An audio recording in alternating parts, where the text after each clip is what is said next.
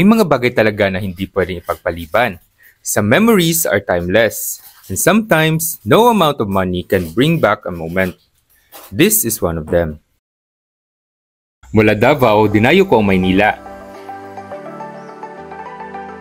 Kumuha ako ng tour group para sigurado akong mabatukan.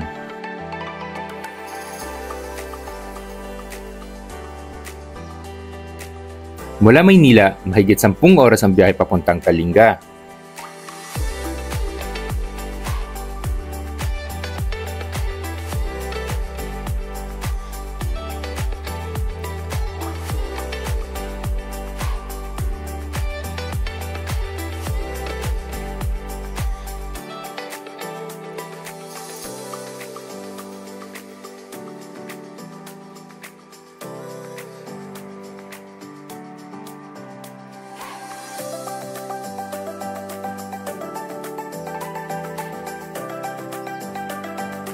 Mabuti na rin siguro na gabi ang biyahe para di ko makita na bangin ang lahat ng dadaanan.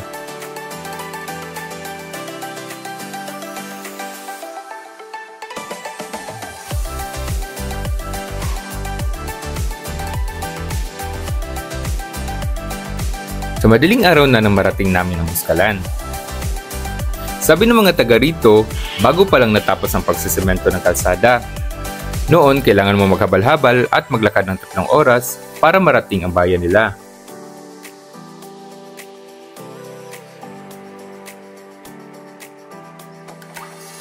Mula sa highway, makikita ang bayan ng Buskalan sa tuktok ng bundok. Maglalakad ka pa paakyat ng bundok para marating mo ang bayan.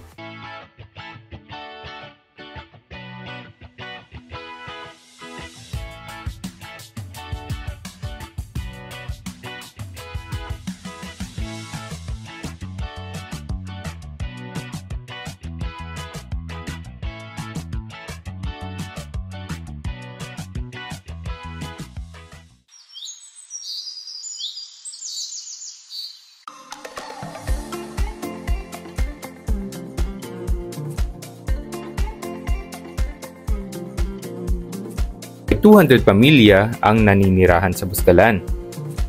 Marami sa kanila magkakamag-anak. Pagsasaka ng palay ang pangunahing ikinabubuhay ng mga tao dito.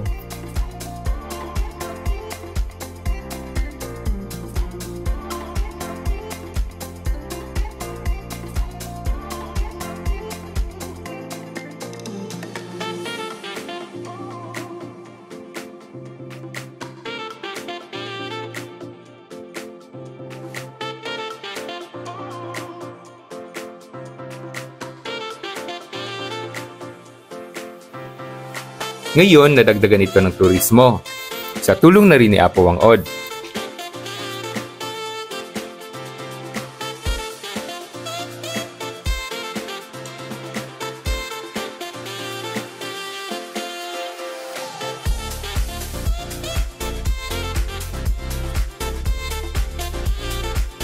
Nakapagpatayo na rin sila ng elementary school at naayos ang mga bahay. Maraming ginhawa ang dala ng turismo sa kanila. Kahit saan ka lumingon, bubungad sa iyo ang mukha ni Apo. At sa gitna ng bayan, makikita mo ang munting bahay niya. Pila-pila ang mga gusto magpatato sa kanya. Pero dahil matanda na rin si Apo, ang signature 3 dots lang niya ang binabatok niya ngayon.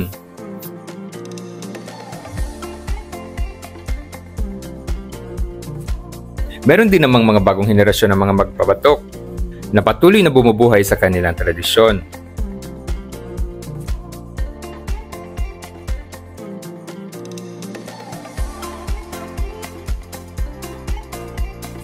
Nandiyan ang mga apo ni Apo, si Elyang at si Grace na nagbabatok ng malalaking disenyo.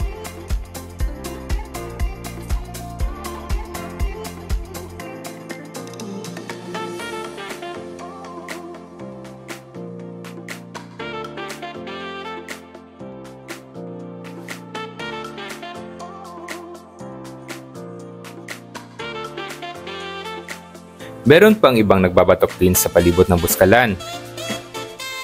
Maraming disenyo ang pwedeng pagpipilian. Ang napili ko ay Python for health and good fortune. Ang gagamitin nila sa pagbabatok ay tinik ng pomelo. Nagsisilbi din itong souvenir mo. Ilulublob nila ang hibla ng damo sa uling para gumawa ng design. Tapos simulan na ng batok session.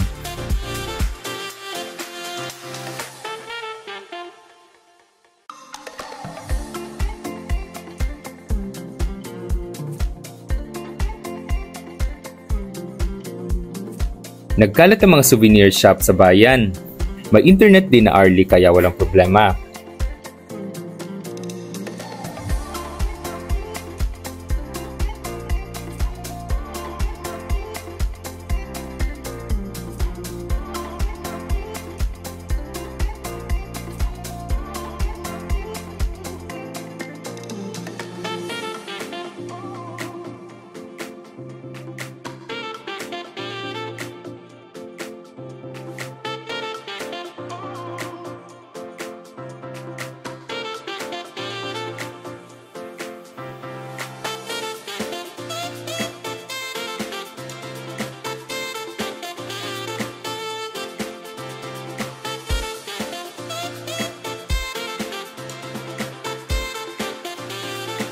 Parang hindi matatapos si Apo ngayon, kaya bukas ng umaga na kami. After ng dinner, maagang natutulog ang mga tao sa Bustalan.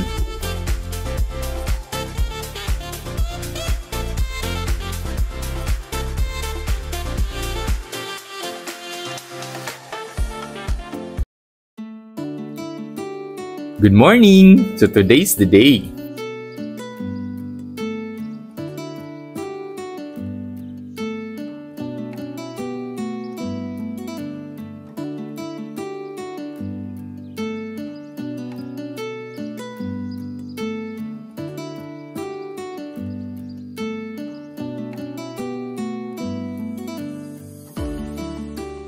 Mauna kami sa pila kay Wangod. Magang nagsimula si Apo. Picture dito, batok doon.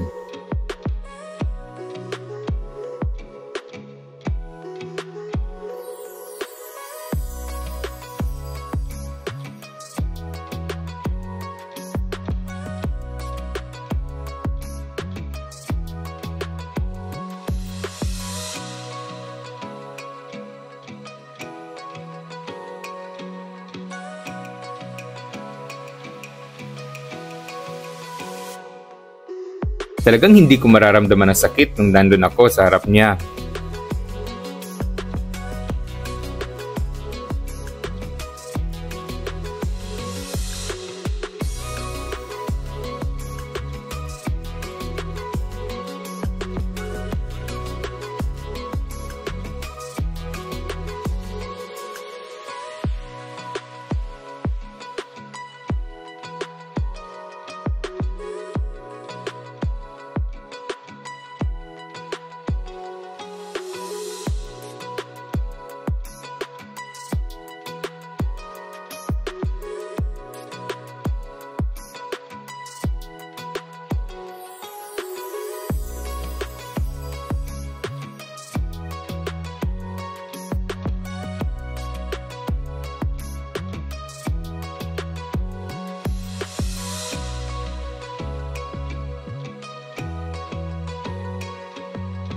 Siyempre, may photograph session tayo.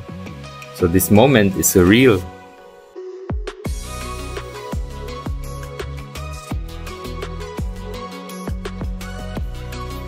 At 106 years old, hindi pa si Apo ang pinakamatanda sa Buskalan. Pero hindi natin maikakaila na may edad na si Apo. At ang obra na gawa ni Apo ay hindi nakikita sa karaniwang canvas, kundi nakaukit sa balat ng mga nabatok niya. Ang tanging paraan para masilayan ko ang likha niya ay kung dadayo ako at ialay ang balat ko.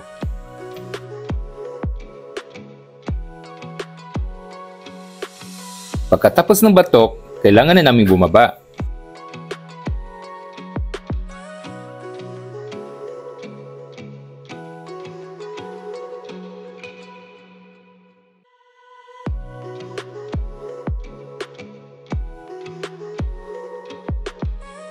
Mahaba-haba pa ang biyahe pabalik ng Maynila. Daan konti ng souvenir shops.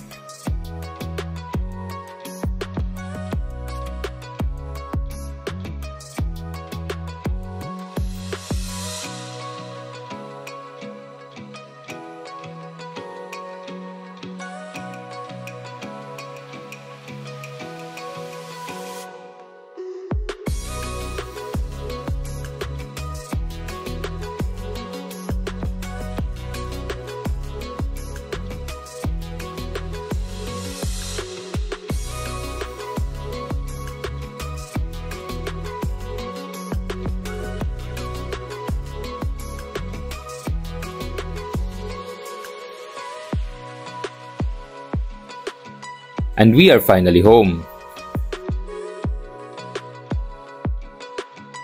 If there is one thing my 3 dots signify, it's freedom. Freedom from perfection, or the strive that comes from the pursuit of it. One thing you realize when you're getting old is that nobody's perfect. Sometimes we limit our capacities and fail to be truly happy because we care so much about what other people think. Sometimes we are too afraid to try dahil masyado tayong takot magkamali. We forget that the meaning of life is to commit mistakes constantly. And that's okay.